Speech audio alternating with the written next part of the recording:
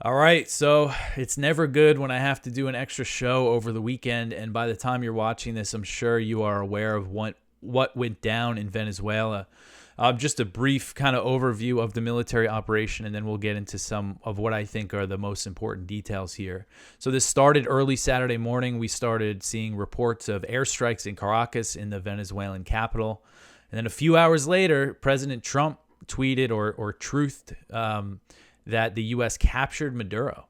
And as I understand how the military operation went down, according to U.S. military officials, more than 150 U.S. aircraft and drones were involved. And they started with bombing the air defenses and other military targets. The U.S. also bombed at least one apartment building as well. We'll get into that when we get into the story that we have here. But anyway, they bombed military sites, air defenses, and then they sent in an extraction team of helicopters. According to the reports, Delta Force was involved, and they knew the location of Maduro thanks to U.S. intelligence assets, CIA, on the ground in Venezuela. They went in, they got Maduro and his wife, and they took him out. And now they just arrived in New York recently. And what I think is the most significant thing. So all morning, I go on X and I see Trump supporters saying, "Oh, this was in and out, boom, boom, boom. War's over in a few hours. This is nothing like what the neocons did. We're not nation building." Then Trump comes out and gives a press conference and says that the U.S. is going to run Venezuela. Those were the words that he used. And he said they're going to run Venezuela until we get a government in basically that's acceptable to the U.S. He threatened to launch another wave of attacks if he has to, and he says American companies are going to get all the oil. And he didn't rule. He basically made it sound like he was going to send troops. He was asked, does the U.S. running Venezuela involve troops? And he said something like, "Oh, we're not afraid of boots on the ground. We just had boots on the ground, and we could have them again." And he also claimed that the administration was speaking with Delcy Rodriguez, the Venezuelan vice president, who tonight the Venezuelan Supreme Court ruled that she will assume the duties of the president.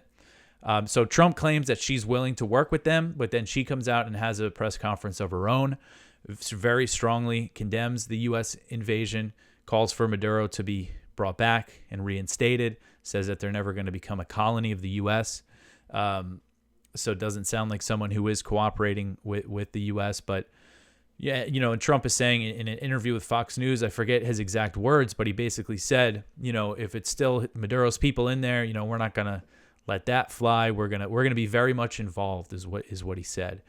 And so people are calling this a regime change, but essentially what's happened here is they plucked Maduro out of there, but the regime, the government, is still intact. And now we've seen reports in Western media. I know there was one from Reuters that said the U.S. had help from within the Venezuelan military. I think that could be likely considering, how the U.S. was able to get in and get out so quick. But at the same time, it's still, unconfirmed at this point. And if it is true, we don't know, how many people within the military were involved or provided information to the U.S. But again, as things stand right now, the government of Venezuela is very much in power and remains. And all the top officials, the foreign minister, the vice president, as I said, who's now acting as the president, are very critical and vowing that they're going to defend the country. And they've, mobilized their supporters in the streets and everything. So just so many uncertainties about where this is going to go. So I want to get into, again, some of the details here about what we're hearing about casualties. So the one story that I just wrote up, U.S. attack on Venezuela kills 40 people, including military and civilians. So the U.S. attack on Venezuela early Saturday morning that resulted in the capture of Venezuelan President Nicolas Maduro and his wife killed at least 40 people, including military personnel and civilians. And this was reported by the New York Times, citing an unnamed senior Venezuelan official. Venezuela's vice president, Rodriguez, who I was just discussing, she's also said that civilians and military personnel were killed. She didn't give a number. And this official speaking to the New York Times did not give a breakdown of, the military and civilian casualties. But according to this New York Times report, at least one U.S. airstrike hit a civilian target, which was a 3-story apartment building in a coastal area of Caracas, knocking out a wall, destroying several apartments, and killing an 80-year-old woman. So at least one person was killed in this strike. Another woman was severely injured but is alive and is in critical condition, according to the latest report. So again, this is the first, kind of confirmed evidence that we've seen of U.S. missiles not just hitting military targets, but also civilian targets. You see this picture here. This is from Venezuelan airbase, a destroyed anti-aircraft unit that was hit by U.S. strikes. Some of the details in here we just talked about. Oh, so one thing, so American casualties. So far, there's been no official word from the U.S. military, but Trump did say or suggest in one of the interviews that he did that several American troops were injured. He said that he didn't think any Americans were killed. And again, so far, no confirmation from the U.S. military about casualties. This is Delta Force, according to the reports, and they can keep all sorts of things secret about Delta Force if they choose to, so we might not really ever find out. Well, usually you find out eventually, but it might take a little while. So another thing, getting into this indictment. So this is over allegations of drug trafficking, and as we've been covering on this show, this whole claim that Maduro is like a cartel leader is it's just nonsense. They claim he leads the Cartel de los Soles, the cartel of the suns, but it doesn't actually exist as an organization. It's essentially a term used to describe a network of like mid-level, lower-level Venezuelan military officials who are allegedly involved in drug trafficking. And the term actually was first used in the early 90s to refer to Venezuelan generals who were trafficking cocaine in cooperation with the CIA.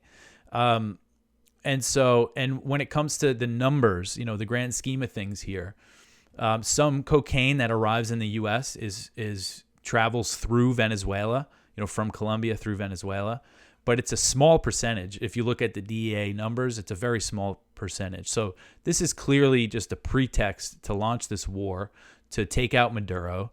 You have Trump saying that they're going to get the oil, basically saying this is all about the oil. And another thing that's just absurd about this indictment is that they're accusing Maduro and his wife of violating U.S. gun laws, claiming that they had machine guns that in violation of American gun laws. It just goes to show what nonsense this is. And this is something that Thomas Massie, the Republican from Kentucky in the House, who's been very against this whole buildup, pointed out on X. He said, quote, "If this action were constitutionally sound, the Attorney General wouldn't be tweeting that they've arrested the president of a sovereign country and his wife for possessing guns in violation of a 1934 U.S. firearm law," end quote. It just doesn't make any sense. And you see J.D. Vance was on Twitter saying, "Oh, this is legal. He was trafficking drugs."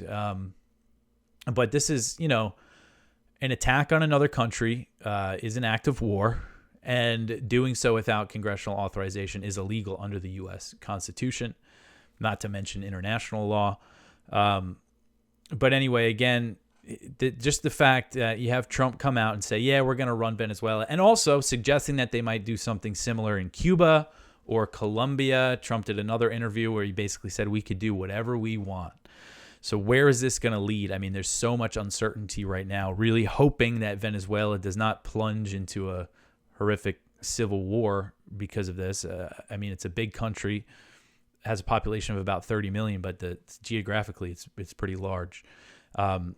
So a lot could happen in there. One thing that Trump said during the press conference, Machado, the woman who won the Nobel Peace Prize, he was asked if he would support her, and he said, "Oh, she's a nice lady, but she doesn't really have respect inside Venezuela, so it doesn't look like he's ready to install her." And I saw sources, a media outlet with sources inside the Venezuelan government saying that, I think, what are they called? Breakthrough News, I think. They're saying that they have sources within the Venezuelan government that are saying Trump's claims that they're working with Rodriguez or psychological warfare. But who knows exactly what's going on there? And again, Trump is threatening to launch more attacks. So this whole thing, man, this administration is just completely out of control.